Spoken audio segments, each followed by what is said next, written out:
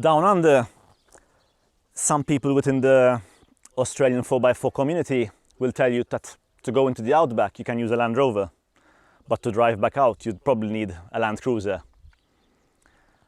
What do you reckon about this statement? It's quite something. I think it's a question of who you speak to, really. The Land Rover enthusiasts in Australia, admittedly quite few, will rubbish that statement and actually tell you that to go off-roading, a Land Rover is actually even better than any Toyota or Nissan. Whilst the Toyota Land Cruiser enthusiasts will just tell you to look around, and with good reason.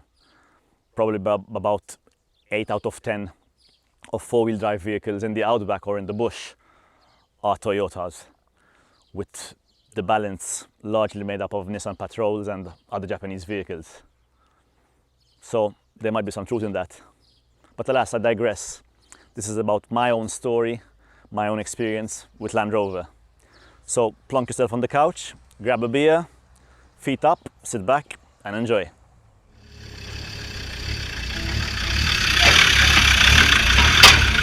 Hi, I'm Mike, and this is Killeen 4x4, my YouTube channel and Facebook blog. Join me as I share my passion for the outdoors and for driving four-wheel drive vehicles on and off the road, both locally in Malta and overland. To begin with, I'd say that 4x4 vehicles runs a bit in the family. When I was young, my father had 3 LJ Suzukis with their very bare interior and those canvas doors. Lovely memories running around, being driven around in those cars with my family. I loved them. But it wasn't Suzukis which caught my attention as a little boy. It was Land Rover. I was born in 1979, so I came back from Australia with my family around 1983-84. And I was about like 6 to 95, so I reckon the first Land Rover I noticed on the dusty Maltese roads would have been probably a Series 3 with its recessed facade and its unique grey grille. I loved the car immediately. There was something about it which just caught my eye. And probably soon after I might have seen even the 110, maybe a military or a police spec version. A lot of these Land Rovers in Malta, since it was a British colony. But what I really fell in love with was when I saw the short wheelbase version of the 110, the 90. We're speaking about maybe, it was issued in 1984, so probably about 86, 87 we start seeing the first ones in Malta, and it was love at first sight. Then, and even today, hand on heart, I still think the Land Rover 90 is the most beautiful vehicle ever built, which is why now, about 35 years later, I still drive one. So what's it about Land Rovers? I really can't put my finger on it, actually. There's no reason, there's no answer to that, which is why you can't give a reason to people loving Ford Escort Mark 1s or thousands of people loving Minis or Beetles, which is why some enthusiasts are just crazy over Juventus or Manchester United. It's just in the DNA. I saw a Land Rover on the road and I said, wow, I like this. And it's always been that way. When I saw the 90, I said, I have to have one of these one day. So then I started buying Land Rover Owner magazine, Land Rover World, Land Rover Enthusiast, and I was totally hooked. Never mind those magazines all had the same article being recycled month after month, but anyhow. I was just totally hooked then, and I had to have a Land Rover when I was 18. So fast forward many years, and when I was 18, I got my first Land Rover. Best day of my life, 1967 Series 2A, ex-military version. I called it Lawrence the Landy. And the memories I have of this car are amazing. Putting the rooftop down in summer, taking it off. Having my friends back, going to university with this car, it was amazing. And for the first couple of months was all right, but then this is where the buts start. I started noticing that this car is giving me some trouble. Indeed, there was never 1 month where there was ever something to see to. There was always something which goes wrong. And as a penniless student, this was tough. So there was one time when the battery went flat. I said, okay, I can tolerate this. I mean, the battery is nothing to do with the car. It just has its lifespan and you just need to replace it. So I changed the battery, saved up for it. And then 2 weeks after, the car still wouldn't start. Okay, changed the alternator. After a while, the car still wouldn't start, and it was the glow plugs, and on and on and on. I used to go early to university to get to this spot where there was a hill in front of me, just so I could sort of roll it down and jumpstart the car. And it was an adventure, non-stop seeing to it. And again, as a student, that's tough. But I said, you know what, this is a 33-year-old car. The amount of previous owners on the logbook was like 15 or 16, so you can see the amount of mechanics all doing their own botch jobs on them. You know, this car's just been through so much in its life that I'll give it to it. It's an old car. Maybe I'll be lucky some of the series vehicles, and I bought some more. And they were consistently unreliable.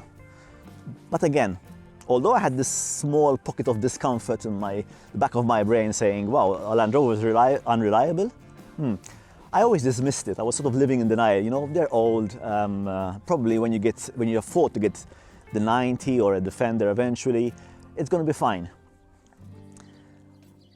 And I looked around me and saw, you know, some other students with battered Pajeros or old Suzukis, maybe not as old as my series, but they lived hassle-free lives. So I was like, okay, Land Rovers maybe aren't as great as they seem to be. I don't know, but they're old. So again, I dismissed it. So fast forward many years, I'm into the working world now, got some more disposable income, and it was time to get a 90, of course. So there was common knowledge, you should not go for the turbo diesel. You either go for the standard 2.5 naturally aspirated one, or you go for a Defender TDI. I couldn't afford a TDI, so I got the standard one, and it was fine. Slow, sluggish, but quite reliable. No complaints there. But even the fact that there were so many people telling you not to go for the turbo diesel, again, that small pocket of discomfort crept up and said, okay, so Land Rover are still producing cars which are not as reliable as, you know, the Japanese counterparts. But you know, again, everyone's speaking highly of the TDI. That's fine. And when eventually some more years passed and I got a 300 TDI, I was absolutely fine. No regrets there. And then I was abroad for a couple of years, came back, and I got this TD5. Now it's been at me for about 8 years, and it's excellent. I mean, apart from a couple of small things, no complaints here. I went overland, short trips, but still overland 3 or 4 times, and no hassles. So these were sort of the glorious years of ownership, so to speak. More time has passed and my own personal circumstances have changed.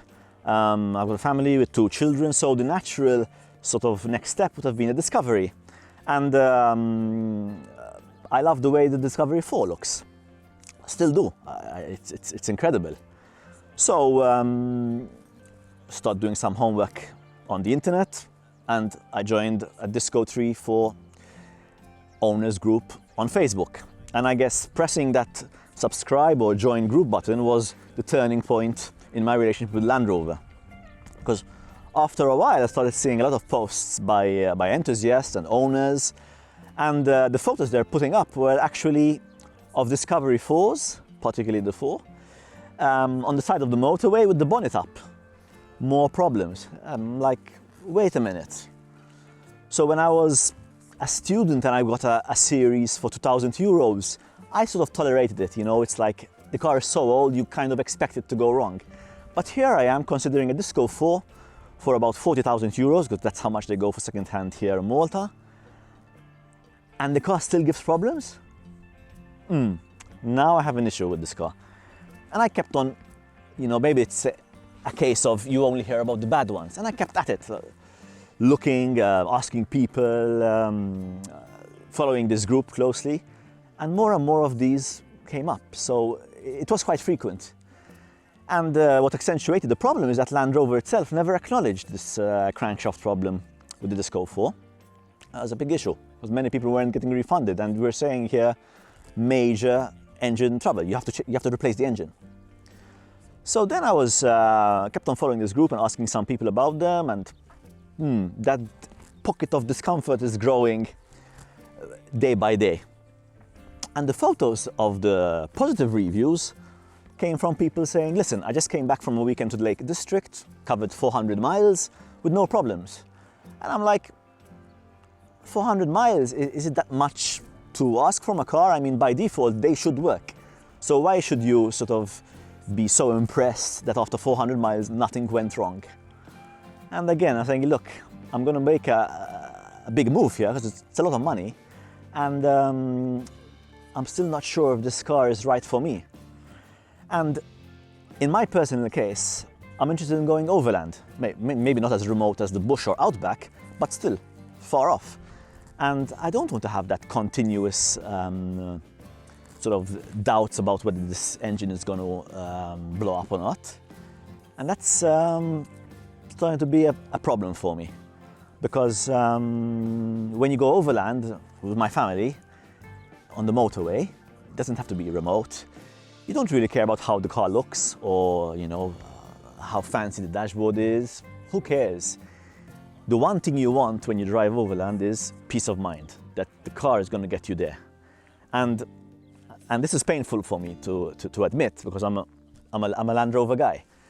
Unfortunately, Land Rover doesn't give me that peace of mind, especially on these latest Disco 3 or Disco 4s. So yes, so unfortunately it's turned sour in the last couple of years, just because Land Rover haven't managed to solve their reliability issue. And it's not me making a fuss. If you see any surveys on reliability, Land Rover consistently ranks from the bottom.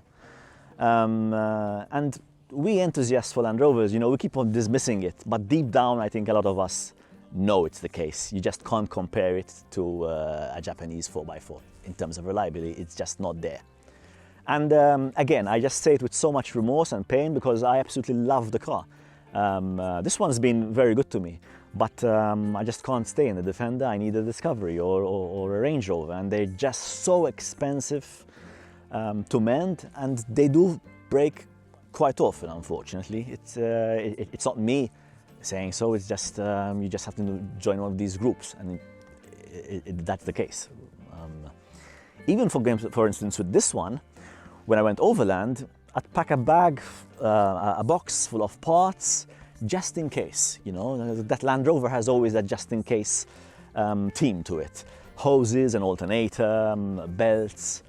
Whilst when I went overland with my last Land Cruiser, twice, you just start up and go with no extra worries. So yeah, so that's my story with Land Rover, unfortunately. Again, it's just so painful for me to admit it because my heart is with Land Rover, but unfortunately they have and will continue to produce beautiful vehicles, but in terms of reliability, they're just not there. And it's still the case till today, unfortunately. With the new Defender, would I go and buy one today? Probably not. I'd wait 5 years just to see how many niggling problems or, you know, faults would come up. Again, to be expected, unfortunately, with Land Rover. So in a nutshell, would you go in the outback or would you go overland with a Land Rover? You would. I mean, there are many of them. But it helps to be a mechanic, and it helps to sort of be tolerant and sort of to expect that you're going to have some problems. Whilst if you want to have total peace of mind, you have to get a Toyota Land Cruiser. That's me today, rant over, and that's for Land Cruiser. That's what I've done, and that's the subject of my next video. So hope you've enjoyed this, guys. Stay safe in these times.